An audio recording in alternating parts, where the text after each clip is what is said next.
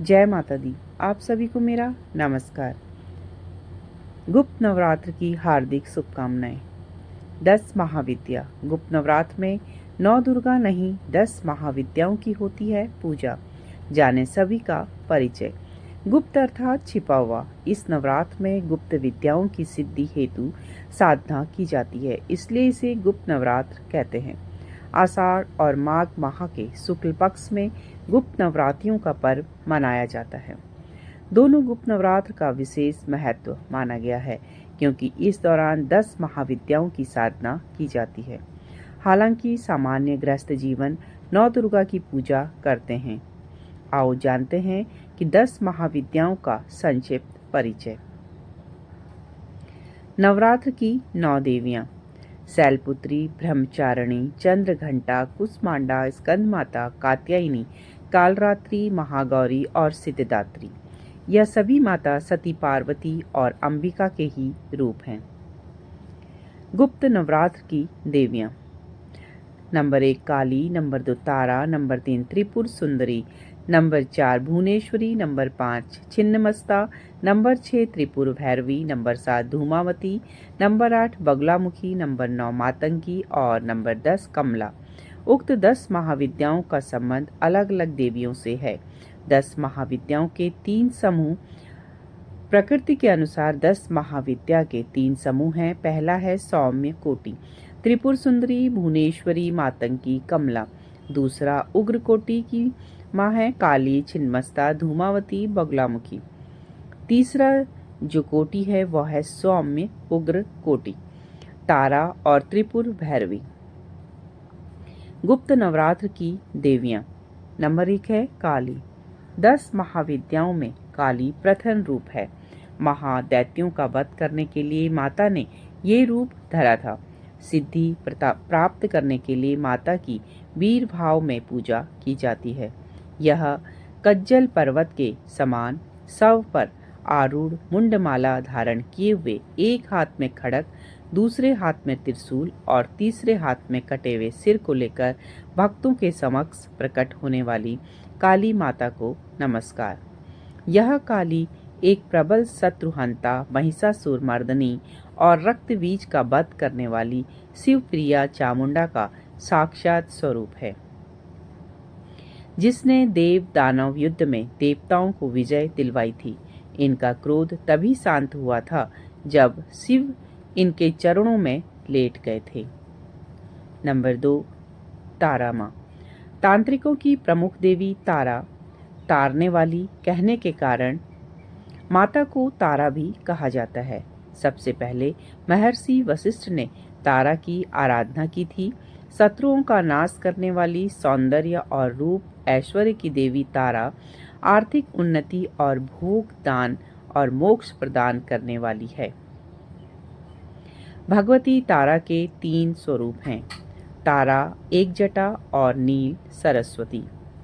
Number 3 माँ है त्रिपुर सुंदरी। षोडशी महेश्वरी शक्ति की विग्रह वाली शक्ति है। इनकी 4 भुजा और 3 नेत्र हैं। इसे ललिता, राज राजेश्वरी और त्रिपुर सुंदरी भी कहा जाता है। इनमें 16 कलाएं पूर्ण हैं, इसलिए षोडशी भी कहा जाता है। भारतीय राज त्रिपुरा में स्थित त्रिपुर सुंदरी का शक्तिपीठ है। माना जाता है कि यहाँ माता के धारण किए हुए वस्त्र गिरे थे। त्रिपुर सुंदरी शक्तिपीठ भारतवर्ष के अज्ञात 108 एवं ज्ञात 51 पीठों में से एक है। उल्लेखनीय है कि महाविद्या समुदाय में त्रिपुरा नाम की अनेक देवियां हैं, जिनमें त्रिपुरा भैरवी, त्रिपुरा और त्रिपुर सुंदरी विशेष रूप से उल्लेखनीय हैं। नंबर 4 भुवनेश्वरी माँ। भुवनेश्वरी को आदिशक्ति और मूल प्रकृति भी कहा गया है। भुवनेश्वरी ही शताक्षी और शाकंभरी नाम से प्रसिद्ध हुई। पुत्र प्राप्ति के लिए लोग इनकी आराधना करते हैं। आदिशक्ति भुवनेश्वरी माँ का स्वरूप सौम्य एवं अंग कांति अरुण है। भक्तों को अभय एवं सिद्धियां प्रदान करना इनका स्वाभाविक गुण है। इस महाविद्या की आराधना से सूर्य के समान तेज और ऊर्जा प्रकट होने लगती है। ऐसा व्यक्ति अच्छे राजनीतिक पद पर आसीन हो सकता है। माता का आशीर्वाद मिलने से धन प्राप्त होता है और संसार के सभी शक्ति स्वरूप महाबली उसका चरण स्पर्श करते हैं। नंबर 5वीं माँ है छिन्नमस्ता। इस परिवर्तनशील जगत का अधिपति कमवद है और उसकी शक्ति छिन्नमस्ता है। इनका सिर कटा हुआ है और इनके कमवद से रक्त की 3 धाराएं बह रही हैं। इनकी 3 आंखें हैं और ये मदन और रति पर आसीन हैं। देवी के गले में हड्डियों की माला तथा कंधे पर यज्ञोपवीत है, इसलिए शांत भाव से इनकी उपासना करने पर यह अपने शांत स्वरूप को प्रकट करती हैं। उग्र रूप में उपासना करने पर यह उग्र रूप में दर्शन देती हैं, जिससे साधक के उच्चाटन होने का भय रहता है। माता का स्वरूप अत्यंत गोपनीय है। चतुर्थ संध्या काल में माँ छिन्नमस्ता की उपासना से साधक को सरस्वती की सिद्धि प्राप्त हो जाती है। कृष्ण और रक्त गुणों की देवियां इनकी सहचरी हैं। पलास और बेलपत्रों से छिन्नमस्ता महाविद्या की सिद्धि की जाती है। इससे प्राप्त सिद्धियां मिलने से लेखन बुद्धि ज्ञान बढ़ता है। शरीर रोग मुक्त हो जाते हैं। सभी प्रत्यक्ष और अप्रत्यक्ष शत्रु परास्त होते हैं। यदि साधक योग ध्यान और शास्त्रार्थ में साधक पारंगत होकर विख्यात हो जाता है। नंबर 6 त्रिपुर भैरवी। त्रिपुर भैरवी की उपासना से सभी बंधन दूर हो जाते हैं। यह बंदी छोड़ माता है। भैरवी के नाना प्रकार के भेद बताए गए हैं, जो इस प्रकार हैं: त्रिपुरा भैरवी, चैतन्य भैरवी, सिद्ध भैरवी, भुवनेश्वरी भैरवी, संपदाप्रद भैरवी, कमलेश्वरी भैरवी, कौलेश्वर भैरवी, कामेश्वरी भैरवी, नित्या भैरवी, रुद्र भैरवी, भद्र भैरवी तथा सटकुटा भैरवी आदि। त्रिपुरा भैरवी उद्रवानन्य की देवता हैं। माता की 4 भुजाएं और 3 नेत्र हैं। इन्हें षोडशी भी कहा जाता है। षोडशी की श्री विद्या भी माना जाता है। यह साधक को युक्ति और मुक्ति दोनों ही प्रदान करती है। इसकी साधना से षोडश कला निपुण संतान की प्राप्ति होती है।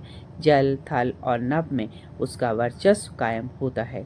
आजीविका और व्यापार में इतनी वृद्धि होती है कि व्यक्ति संसार भर में धन श्रेष्ठ यानी सर्वाधिक धनी बनकर सुख भोग करता है।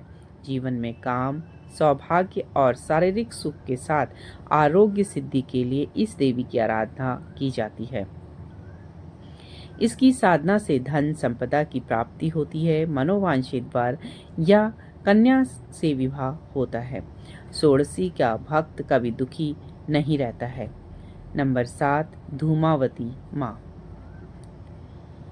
धूमावती का कोई स्वामी नहीं है, इसलिए यह विधवा माता मानी गई हैं। इनकी साधना से जीवन में निडरता और निस्तनता आती है। इनकी साधना या प्रार्थना से आत्मबल का विकास होता है।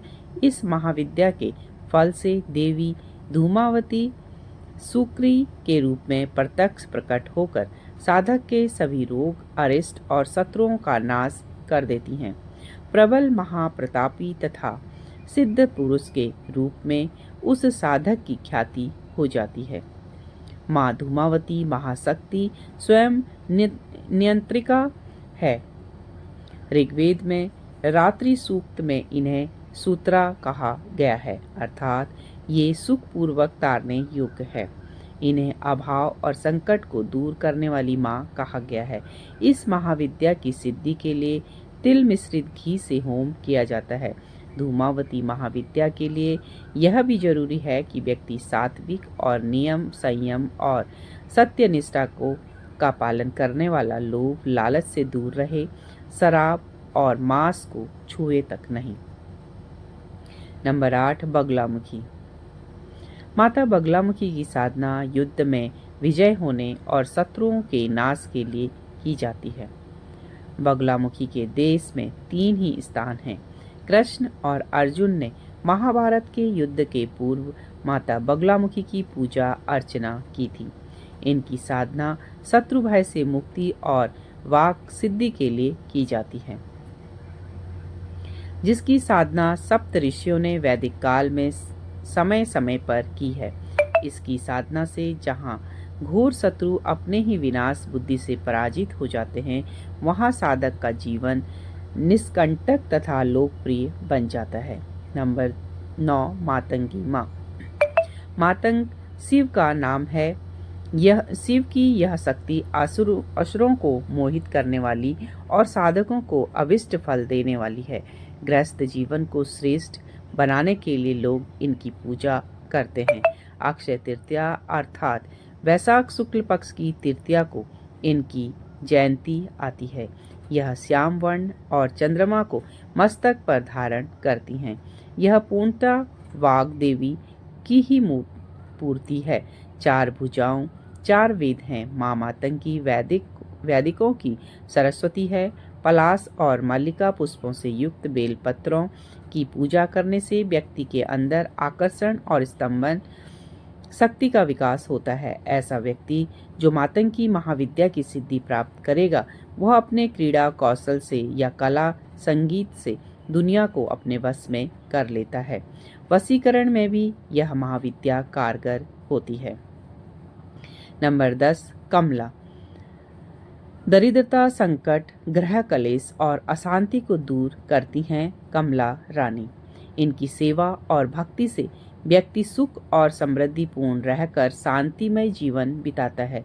श्वेत वर्ण के 4 हाथी सूंड में सुवर्ण कलश लेकर सुवर्ण के समान कांति लिए हुए माँ को स्नान करा रहे हैं। कमल पर आसीन कमल पुष्प धारण किए हुए माँ सुशोभित होती हैं। समृद्धि, धन, नारी, पुत्र आदि के लिए इनकी साधना की जाती है।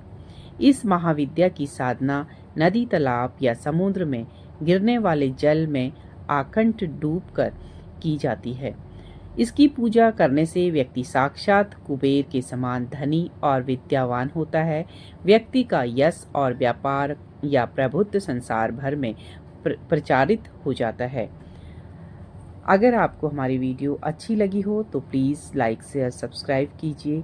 कमेंट्स में जय माता दी जरूर लिखें। गुप्त नवरात्र में आप किसी भी एक माँ की पूजा साधना करके अपने जीवन को धन्य कर सकते हैं। जय माता दी। हर हर महादेव। आप सभी को नवरात्र की